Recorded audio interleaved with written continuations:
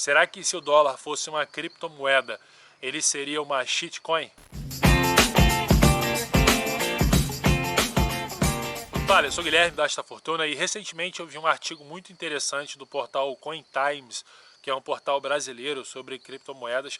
Quem escreveu o artigo foi um cara chamado Neto, pelo menos é ele que assina lá o artigo.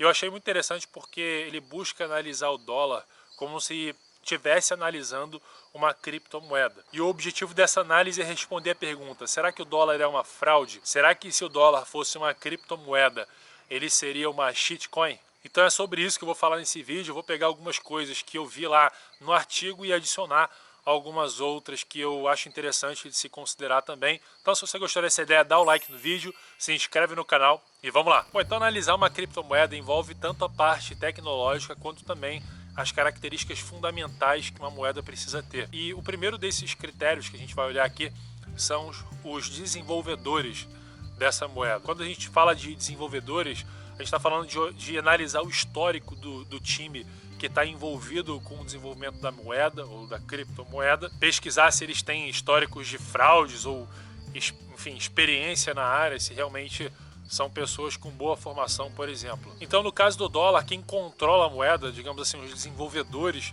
da moeda, tem um nome que é o Fed, né, o Federal Reserve, que é o Banco Central Americano. Os conselheiros, as pessoas que participam do conselho do Fed, são indicadas tanto pelo Congresso e pelo presidente, pelo governo em geral, e também indicados por um grupo de 12 bancos privados. Então, é uma estrutura pública-privada. O presidente do conselho, chairman do Fed, ele é uma pessoa que é indicada pelo Congresso e pelo presidente. Atualmente esse cargo está sendo ocupado pelo Jerome Powell, que é formado em Princeton e tem uma ampla experiência no mercado financeiro e inclusive em bancos de investimento. Além disso, teoricamente existe uma independência política em que o diretor indicado pelo Congresso não pode ser demitido por um prazo de 4 anos, aí dependendo da vontade política, como acontece aqui no Brasil. Então, nesse critério, se você procurar e pesquisar sobre cada integrante do conselho do Fed, você vai ver que são pessoas com ampla experiência, boa formação e ampla experiência, muitas vezes no mercado financeiro, enfim, na vida profissional.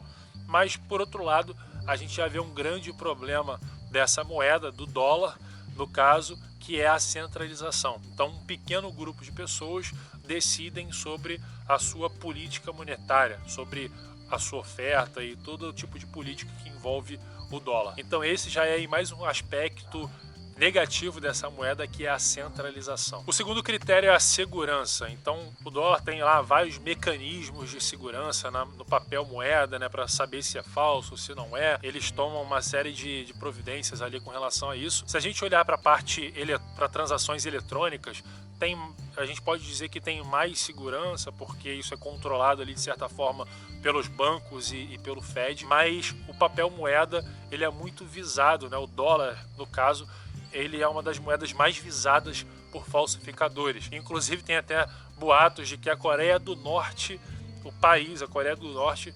falsifica, o governo da Coreia do Norte falsifica dólares, porque os caras têm lá as impressoras, as máquinas que fazem dinheiro. De certa forma tem a tecnologia para fazer isso. Então existem boatos aí bem fortes com relação a isso. Então já teve vários casos, né? Tem até hoje vários casos de falsificação. A gente pode dizer que de certa forma eletronicamente tem uma segurança, mas o papel moeda pode ser falsificado. Esse também já é um critério ali neutro, negativo, porque beleza, hoje em dia é um número em torno de 97% das transações em dólares são eletrônicas, então a gente pode dizer que tem um certo nível de segurança. Mas você confiaria numa moeda que já teve históricos, que já foi falsificada? É óbvio que não, né? Então esse aí é mais um ponto negativo para o dólar. O terceiro critério é a escassez, ou qual é a regra para a oferta de dólares no mercado. Como talvez você já saiba, o Bitcoin, ele tem uma regra muito clara que está no protocolo do Bitcoin, é uma regra matemática que diz que só vão existir 21 milhões de Bitcoins. E tem uma regrinha lá para chegar nesse número, que se espera que chegue em 2140 e tanto. Mas enfim, é uma regra clara. Agora, com relação ao Fed, como é que funciona isso? Na real, isso depende da cabeça dos membros do conselho do Fed, aquela galera lá que a gente falou no primeiro critério. Então isso é um fator que está totalmente correlacionado com a política econômica enfim, não tem nenhum critério, não existe nenhuma regra na real para qual vai ser a base monetária do dólar daqui a 5, 10 ou 20 anos. Isso é um problema porque, como você pode ver nesse gráfico que eu vou mostrar agora, ele mostra o crescimento da base monetária do dólar ao longo dos últimos anos e mostra que isso é crescente, que é um problema que aumenta cada vez mais e que, por exemplo, desde que o Fed foi criado em 1913, o dólar já perdeu mais de 96% do seu poder de compra, justamente por conta da inflação da sua base monetária, que simplesmente não tem nenhum critério. Esse eu diria que é um dos principais problemas aí dessa moeda, que é a total falta de escassez. E esse problema ele se agravou aí principalmente em 1971, quando o Nixon ele rompeu totalmente com o padrão ouro, né? O dólar deixou de ter qualquer tipo de conversibilidade em ouro, ou seja, é aí a liberdade total para se imprimir dólares sem nenhum critério. Então, mais um ponto negativo aí para essa moeda. O quarto critério é a privacidade. Será que existe privacidade aí no mundo do dólar? E, claro, se você fizer transações com papel moeda, você tem total privacidade, porque aquilo não é registrado, digamos assim. Agora, como eu falei, mais de 97% das transações em dólares são feitas de forma eletrônica, digital, ou seja, os bancos, os burocratas, o Fed, o governo, todo mundo dessa esfera aí sabe exatamente quais são as transações que estão sendo feitas, quem está mandando dinheiro para quem está pagando o quê e assim por diante. Então as transações são totalmente rastreáveis no mundo do dólar e não tem absolutamente privacidade quase nenhuma. Então esse é mais um critério aí negativo para essa moeda. O quinto critério é o lastro. Então o que dá valor para essa moeda? O que está por trás dessa moeda? Então a questão é a seguinte: no famoso acordo de Bretton Woods, os Estados Unidos se comprometeram a uma conversibilidade de 38 dólares para cada 28 gramas de ouro. Só que em 1971, o presidente Nixon ele acabou com essa conversibilidade, ele deu um golpe no mundo, né, um scam, e disse que o dólar não tinha mais nenhuma conversibilidade com o ouro. E ele fez isso, obviamente, porque essa limitação de criação de dólares por conta do lastro no ouro impedia o governo de expandir os seus gastos e de financiar coisas como guerras, por exemplo, que é uma coisa que governos gostam muito de fazer, principalmente os Estados Unidos. Então o fato é que hoje o dólar, assim como qualquer outra moeda nacional aí ao redor do mundo, uma moeda estatal, ela é lastreada nada mais do que na confiança no político. Então a conclusão é que se o dólar fosse uma criptomoeda, eu diria que só um louco seria capaz de comprar ela ou de entrar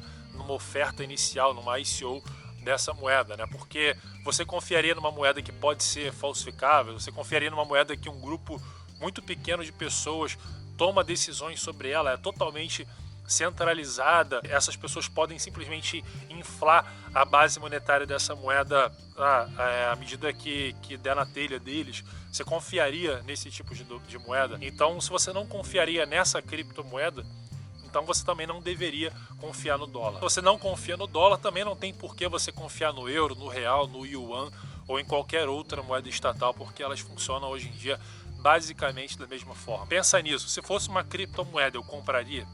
É óbvio que não. Então, respondendo aí a pergunta desse vídeo, se o dólar é uma fraude, sim, o dólar é uma gigantesca fraude, eu diria que é a maior fraude da história da humanidade. Eu acredito que no futuro os livros de história aí vão estar se questionando como que pode a humanidade, bilhões de pessoas, terem caído nesse gigantesco golpe. Então, se você quer uma moeda de verdade, foque em coisas que já estejam passado aí pelo teste do tempo, como o ouro ou a prata, por exemplo, ou em coisas que são totalmente descentralizadas e com regras imutáveis, que não tem ninguém com poder sobre a base monetária ou sobre as regras dessa moeda, como é o caso do Bitcoin. O Bitcoin está cada vez mais sendo considerado como ouro digital. Então, se você quer entender melhor sobre o Bitcoin, sobre a economia do Bitcoin, como que se faz investimentos dentro do mundo do Bitcoin, eu vou fazer o seguinte: eu coloquei aqui no primeiro link da descrição um link para um vídeo que eu gravei sobre como que você faz para ter uma renda de R$5.000